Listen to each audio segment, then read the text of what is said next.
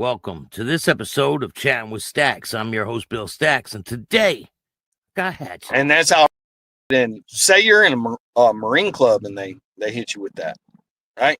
And you're out there and you're a decorated Marine. And see how deep that rabbit hole gets? Gets real fast. They still would do that to a Marine club? Yep. I've seen it done. Hey, if they're gonna do it, if they're gonna do it to this club, they got to do it to the law enforcement clubs too, right? Well, we don't really have, like in my area or where I am, I don't associate with them, so I have no idea. Like the clubs I associate with, pretty much they do their own thing. But I guarantee, well, I don't know. There was a fight out in Colorado, and one law enforcement guy in a club, he shot another person, and the Mongol he got out on ball. Killed a Mongol. He killed a Mongol. They let him right outside the other side of the car. I got a witness from that situation that's gonna come on and talk about the whole thing. He was there and seen it. Yeah, and a lot of people don't connect dates with things. So while Twin Peaks happened, you had Save the Patch movement. You had that massacre in Canada.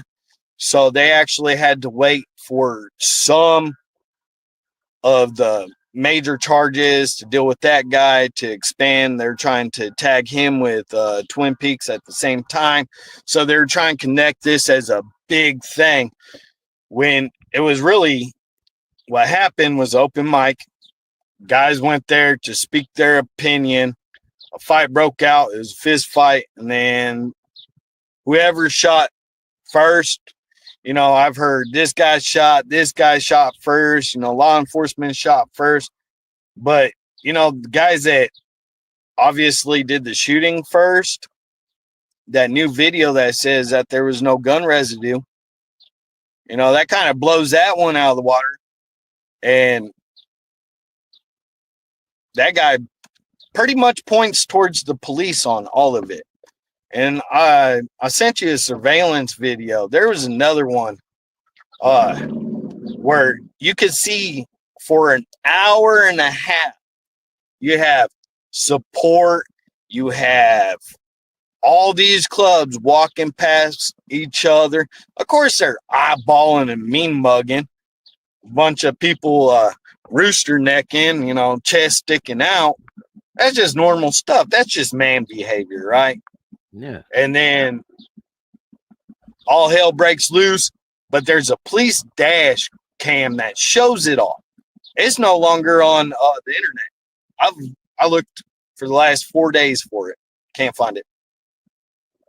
And it proves a lot of people to see it. They don't want people to see that. And like I said, every year they try to do something new, or that, like, they couldn't put this out back in the day because news media restrictions or this, and then new videos pop up. But in our MC, if you were associated with Twin Peaks, to be able to come into our MC, you had to bring your discovery. So then the guys that I was raised by would read your discovery. And then it was that chapter and that national vote to bring you into this MC. And I've seen that probably about half dozen times. And your discovery is whatever you've been arrested for, right? Well, whatever you were arrested for at Twin Peaks. So every time that you're arrested, you get a new discovery. So every case has its own discovery. So you have to bring that. And they, a lot of the guys doing so much research, and I had to learn so much. Back in the day, we pushed that. Hey, man, go on the internet, look for this, talk to this person, do this. So I've gotten so many sides of this story that at the end of the day, I actually live to hear more about it. And, after this interview, there's probably going to be 5 people I've never even talked to that is going to be like, hey, I know this happened. I was there. And I don't really like May because of it. Because in the beginning of May, I had one brother. He passed away on the 3rd, and then I had a brother pass away on the 5th. So this is my whole drinking month. I just drink all month. Just get it out of the system. But over the years, somebody will come up and they'll be like, hey, this. I've heard both sides of the story. And it's very interesting. It is crazy. So what was the reason why they were even at the restaurant that day? Because according to the police, they went there to wage war and they had all these weapons, and that's the narrative that they're trying to paint. So a grocery grandma in the state of Texas probably has a shotgun in her car. It is Texas. We believe in our Second Amendment rights. School teachers probably have AR-15s in their car, and that's just Texas. You know, it shocked me when I moved from West Virginia. Now, West Virginia has a lot of guys that, gun racks and stuff like that hunting. But the amount of firepower in an individual's car in the state of Texas, and you find out he's a preacher, you're like, why? Because it's my Second Amendment right. And that's no joke. That is no joke. As for like our law enforcement, when they passed open carry, right? Open carry. You can open carry. You can conceal carry in Texas. Our law enforcement officers, they'll walk around and they have 20 clips on the front end of their vest. And, and it's like, why do you have 3 pistols on you? Like, what's the point? A gun battle's only over within like 10 seconds. Well, it makes me look cool pretty much, and that's our grocery getting grandmas. Yeah, so, the guy's bagging the groceries, got a big ass gun on him, right? Yeah, right. And bikers believe in their constitutional rights.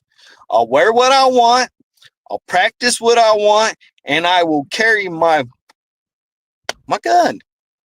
I've seen 2 bikers that were in another club. I'm not going to mention the club, but they were riding down the street. One of them had a big gun strapped to him with his vest on or his cut, and the cops seen it, and he was under arrest, and he wasn't a convicted felon. Yeah. So actually, right after Trump got into office, they made any criminal organization that is known to be a criminal organization, if you are caught with a firearm, you're automatically getting arrested. And that's in the state of Texas. So it doesn't matter if you're a upstanding citizen. Yeah, the guy you're talking about, I know. Yeah, if you're just part of, I was like, man. Yeah. It's crazy though. It's just crazy. Do you feel like they're targeting motorcycle club members? I think that they just don't target motorcycle clubs. I think that they're targeting anybody that they can't control. Because if you really do your research online, you'll find out that most RICO cases are after churches. Like, if you really look into it, it's either churches or government programs. Anybody that they can hit that is a mass group, they're going to go after. What it is I believe that the government's trying to tear down the Constitution. Bikers are just loud, proud, so we're a main target. They don't want people to think for themselves. Nope, they don't want it.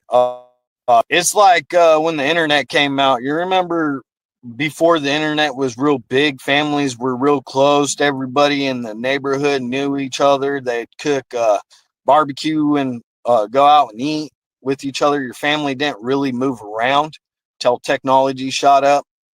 Yep. Well, I believe that because humans don't like being isolated, that's the reason why the drive of motorcycle community has blown up since then. Because back in the day, it was, hey, we don't want to be a part of society. We're going to do what we want to do. You know, it's rare to have, unless if you're a big club, you didn't have a clubhouse because you just hang out at your brother's house and you barbecue there, or you go to a rally with them. Nowadays, I think people are looking for that. And because of so much bad news and so much fake TV, that it has flipped society. And I know you do a lot of interviews with ex-members of big MCs. And the one thing that you probably hear constantly is, that's not the reason why I put on my colors. My colors wasn't to go police these guys over here. My colors was to stand with my brothers.